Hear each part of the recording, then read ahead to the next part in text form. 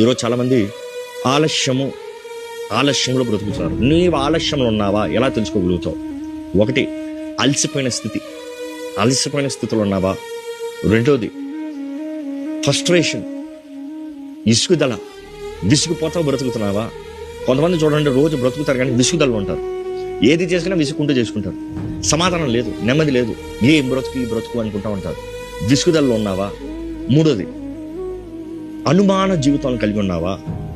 వెళ్ళాలా వద్దా, చేయాలా వద్దా, అవునా కాదా, అనుమానములో ఉన్నావా? అదే సమయంలో ఎంతోమంది ఆలస్యములో ఉన్నారు అన్నప్పుడు దృష్టి లేని వారు ఉంటారు. దృష్టి లేనివాడు ముందుకెళ్ళలేడు.